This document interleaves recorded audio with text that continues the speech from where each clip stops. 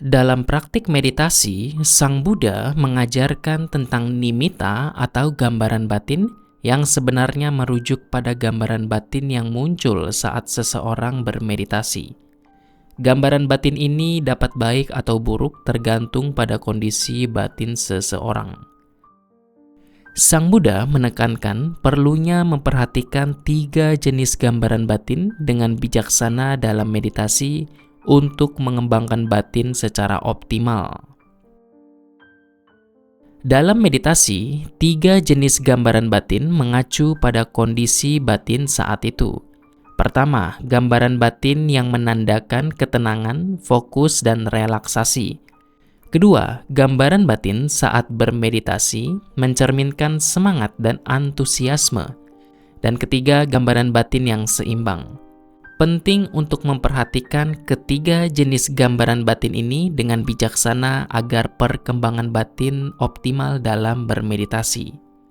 Ketika bermeditasi, perlu waspada terhadap kemalasan yang bisa muncul saat kita merasakan ketenangan batin. Jika terlalu tenggelam dalam ketenangan, bisa berujung pada rasa ngantuk dan bahkan tertidur. Demikian pula saat semangat bermeditasi muncul, harus dijaga agar tidak berubah menjadi kegelisahan atau kegembiraan yang berlebihan. Selain itu, saat merasakan keseimbangan batin, penting untuk tidak hanya terlena olehnya, tetapi juga memunculkan kebijaksanaan agar proses pembersihan kekotoran batin lebih efektif. Ketika bermeditasi, penting untuk memperhatikan 3 gambaran batin, yaitu ketenangan, semangat, dan keseimbangan. Sebelum memberikan perumpamaan, ada seseorang pandai besi yang membuat senjata dari besi mentah. Besi dibakar, dipukul, dan dibersihkan berulang kali hingga menjadi lentur dan kuat. Demikian juga saat bermeditasi. Ada kalanya batin menjadi tenang atau rileks. Penting untuk waspada agar tidak terlena oleh ngantuk saat batin rileks dan menjaga semangat dalam bermeditasi. Semangat adalah gambaran batin yang menyertai kegairahan atau motivasi, tetapi harus diawasi agar tidak mengabaikan ketenangan.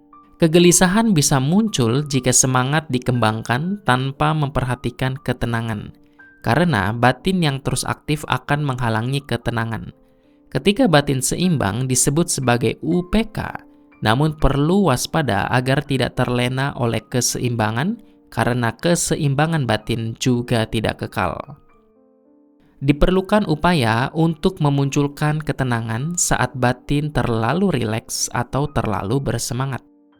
Penting untuk memperhatikan bahwa dalam meditasi, fokus utama adalah menghilangkan kekotoran batin. Selama proses ini, kita perlu mengenali dan mengatasi gambaran batin yang muncul, seperti semangat, keseimbangan, atau kegelisahan yang dapat mengganggu ketenangan. Sang Buddha menekankan pentingnya melihat kondisi batin agar tidak terjebak dalam pikiran yang mengganggu, bahkan jika pikiran tersebut tampaknya baik. Meditasi bukan hanya tentang menciptakan keseimbangan batin, tetapi juga tentang mengatasi kekotoran batin.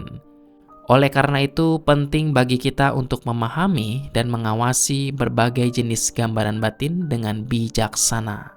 Itulah Bapak, Ibu, saudara-saudari sekalian. Semoga apa yang saya sampaikan bisa memberikan pemahaman. Semoga kita dapat merealisasi kebebasan sejati. Sabe Sata Bawantu Sukitata, semoga semua makhluk berbahagia.